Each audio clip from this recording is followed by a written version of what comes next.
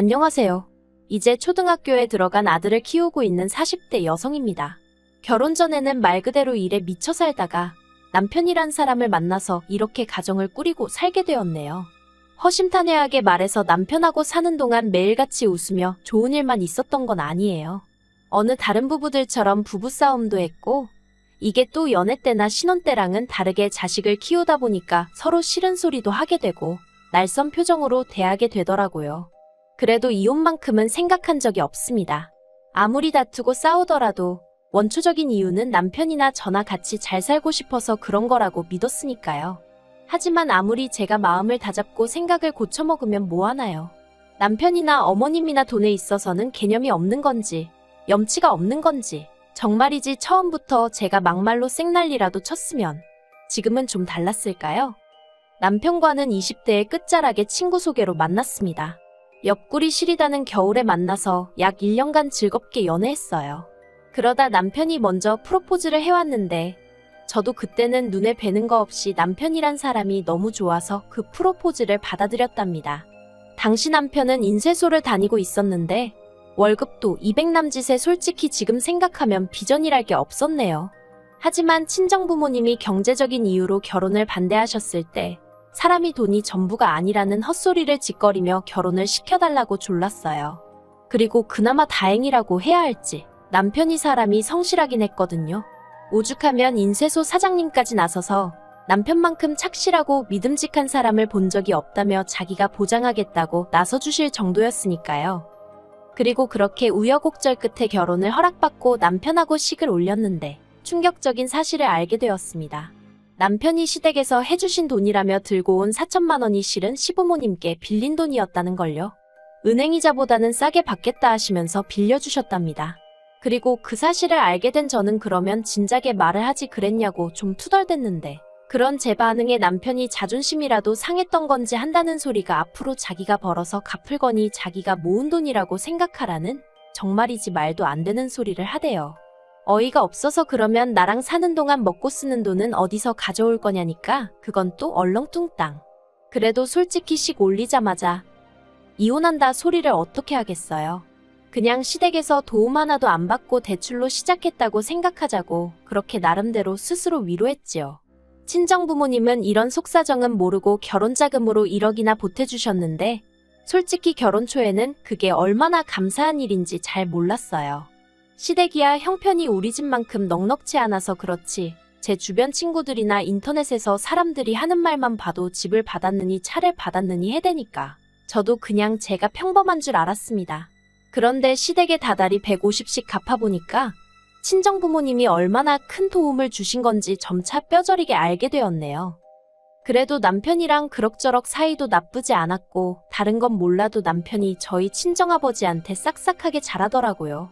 자기 쉬는 날 친정아버지 사무실로 찾아가서 장인어른한테 점심 얻어먹으러 왔다는 너스레도 떨고 또 저희 남편은 운동이라면 질색팔색을 하는데 저희 아버지가 산에 다니시는 걸 무척 좋아하시거든요. 그러니까 그걸 일요일 아침마다 꾸역꾸역 따라가대요. 그러니 솔직히 미운 구석이 많긴 했어도 또 한편으론 고마운 마음도 있었어요. 그러다 재작년 가을쯤인가 남편이 일하던 인쇄소가 문을 닫게 되었습니다. 남편은 평생 일이라곤 인쇄소에서 배운 게 전부였다 보니 어쩔 줄을 몰라 하더라고요. 그리고는 다른 집 가장들처럼 대리라던가 배달이라던가 소위 진입장벽이 낮은 일부터 손떼기 시작했어요.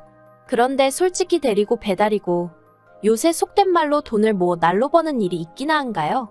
인쇄소는 그나마 고정된 거래처도 있고 하니까 그럭저럭 운영이 되었던 건데 그것도 사장이 몸져 누워버리니 직원 보고 주문 넣어주는 거래처는 없더라고요. 그리고 남편은 남편대로 한번 살아보겠다고 이일저일 부딪히다가 한 달 정도 지나니까 뭐랄까 자포자기한 듯한 눈치였달까요. 솔직히 남편 기죽을까봐 제가 터놓고 말은 못했지만 옆에서 지켜보는 제 스트레스도 이만저만이 아니었습니다. 애는 학교에 들어가야 되지. 그러면 돈 들어가는 일은 지금의 곱절에 곱절로 늘어날 게 뻔한데. 그리고 결국 이 상황을 눈치채신 친정아버지가 한 가지 제안을 하셨습니다. 남편더러 당신을 쫓아다니며 일을 한번 배워보겠느냐고요. 저희 친정아버지는 20년 넘게 인테리어 사무실을 운영하고 계십니다. 저도 아버지 사무실에서 도배며 뭐며 자빌부터 배우다가 지금은 주로 사무실에서 손님들 의뢰받고 견적 내고 그런 일을 하고 있어요. 그리고 친정아버지께서는 어차피 제가 물려받을 사무실이니 이참에 사위인 제 남편도 배워두면 나중에 도움이 되지 않겠나 생각하신 것 같더라고요. 그리고 다행이라고 해야 할지 남편도 흔쾌히 좋다 하며 바로 이튿날부터 저희 친정아버지 회사로 출근하기 시작했습니다. 길다면 길고 짧다면 짧은 몇 주 동안 처져 있던 남편의 모습을 보다가 모처럼 의욕이 넘치는 모습을 보고 있으니 저도 덩달아 기분이 좋더라고요. 그리고 남편은 자기 특유의 성실성과 착실함으로 친정아버지가 알려주는 크고 작은 기술부터 노하우라고 해야 할지 모든 걸 하나씩 차근차근히 배워갔습니다. 다만 문제는 저도 같이 사는 동안 어느 정도 느끼고는 있었지만 집이 아닌 사무실에서 남편을 지켜본 결과 남편은 스스로에 대한 자신감이 엄청난 사람이더라고요. 그래서 막말로 자기가 맡은 일이나 똑바로 하면 되지, 잘났다고 다른 기술자분들이 해놓은 일을 굳이 들여다보고는 아는 척을 해대기 일쑤였습니다. 이렇게 하면 비뚤어지지 않냐? 이렇게 하면 단선될 것 같다. 처음에는 같이 일하는 기술자분들 모두 그런 남편의 모습을 귀엽게 봐주셨어요. 좀 배웠다고 까부는 것 좀 보라면서요. 그런데 이게 하루 이틀이 아니라 거의 매일같이 반복되니까 솔직히 잔소리 듣기 좋아하는 사람이 세상 천지에 어디 있겠어요? 하물며 하루 강아지가 법무서운 줄 모른다고 기어오르는 꼴이었으니 결국 기존에 일하시던 기술자분들이 같이 일을 한 해 못한 해 소리가 나올 지경이었습니다. 경력이 1, 2년도 아니고 중에는 저희 아버지보다도 오래 하신 분도 계셨으니 한마디로 남편이 미움을 사고도 남을 만한 상황이었지요. 제가 중재를 하는 것도 정도가 있었고요. 그래서 결국 친정아버지가 남편을 불러 호되게 한 말씀 하신 눈치였습니다. 친정아버지가 저더러 서운해하지 말라며 귀뜸해 주시기를 사업이라는 게 나 하나만 잘나서 되는 게 아니고 같이 일하는 사람들 기분도 헤아려주고 또 그 사람들이 하는 일을 존중해주고 그래야지. 그래야 모든 게 제대로 굴러가는 법이다. 솔직히 어떻게 보면 기본 중에 기본인 이야기인데 남편도 사회생활을 1, 2년 한 게 아니었는데 그런 소리를 들었으니 기분이 좋진 않았을 거예요. 하지만 이런 일이고 어쨌든 자기가 배우는 입장에서 와이프로서 이렇게 말하면 냉정하다 하시겠지만 저리 싫으면 중이 떠나야지 별 수 있나요? 친정아버지와의 독대 이후로 남편은 눈에 띄게 말수가 줄었고 행동도 조심하는 눈치였습니다. 그런데 정말이지 앞에선 그래놓고 뒤로 제 뒤통수를 칠 줄은 몰랐네요. 남편이 일을 시작한 지 1년쯤 되었던 시기였어요. 시부모님이 살던 집을 팔아서 더 큰 평수의 전세로 들어가신다는 거예요. 솔직히 두 분이 사시는데 굳이 자가를 정리하고 전세로 그것도 큰 평수로 뭐하러 이사를 하시나 하는 생각은 들었지만 제가 보태드릴 것도 아니니 별말은 안 하고 그러시냐 했습니다. 그런데 그 큰 평수가 자그만치 50평이란 이야기를 들었을 땐 정말 깜짝 놀랐어요. 서울도 아니고 40년 된 아파트라서 전세가가 낮다고는 했지만 그래도 좀 말이 안 된다는 느낌이었지요. 게다가 시부모님은 아파트가 너무 오래되었다면서 리모델링 이야기를 꺼내셨습니다.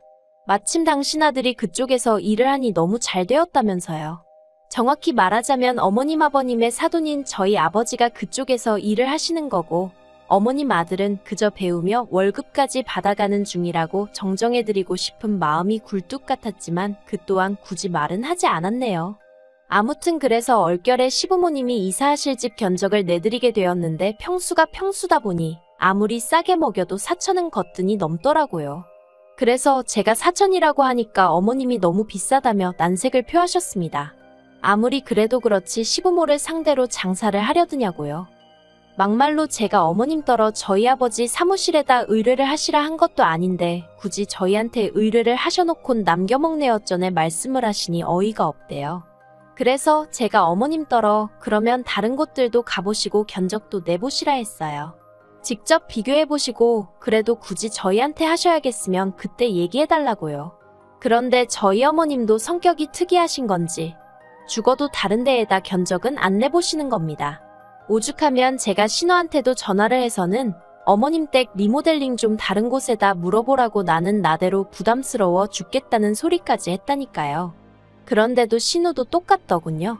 가족이 하는데 어떻게 다른 데다 하겠냐며. 그리고 결론은 깎아달라는 소리였습니다. 그것도 반값에 해달라나요?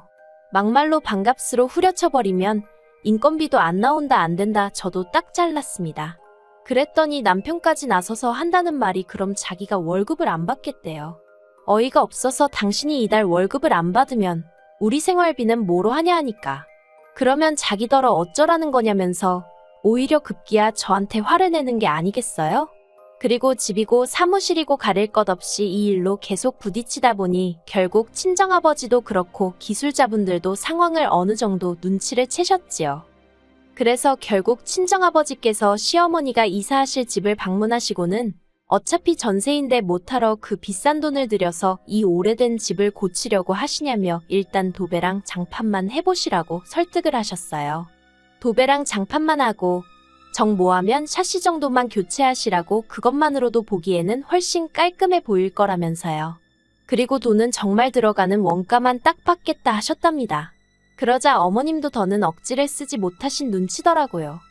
그런데 황당하게도 남편을 통해서 어머님이 보내오신 돈은 저희 친정아버지가 안내한 금액의 절반밖에 되지 않았습니다. 예를 들어 저희 아버지가 내신 견적이 1,000만 원이었다면 500만 원만 보내오신 거예요. 그리고는 하시는 말씀이 당신 아들을 보내랍니다. 아들이 엄마한테 돈을 받겠냐면서요. 아주 결혼할 때부터 뭐든지 계산만 했다 하면 당신들 입맛대로. 저번에 남편이 자기가 월급을 받네 안 받네 헛소리를 하더니 다 어머님하고 얘기한 바가 있구나 싶어서 어처구니가 없고 동시에 친정아버지 얼굴을 어떻게 보나 싶더라니까요. 그리고 아니나 다를까 친정아버지도 이 이야기를 들으시곤 아주 고개를 절레절레 내저으시더니 그냥 이번엔 그렇게 하고 저더러 다음부턴 시댁하고 일원 한 푼 엮이지 말라 하시대요. 그래서 그 돈 받고 남편 혼자 보냈습니다. 남편은 남편대로 입이 대빨 나왔었는데 왜냐하면 친정아버지가 사돈 양반이 그리 말씀하셨으니 이달 월급은 못 준다 하셨거든요. 그런데 그 일이 있고 얼마 지나지 않아 집안이 발칵 뒤집어졌습니다. 남편이 혼자 가서 일을 아주 개떡으로 해놓고 왔더라고요. 샤시도 엉망으로 설치하고 도배는 다 뜨고 장판은 울고 어찌나 어머님이 화를 내시던지 불이 나게 찾아가서 저도 제 눈으로 보고 왔는데 한마디로 맙소사대요. 어머님은 집안꼴을 이래놓으면 어떡하냐면서 저희 친정아버지더러 물어내라고 억지를 쓰기 시작하셨습니다.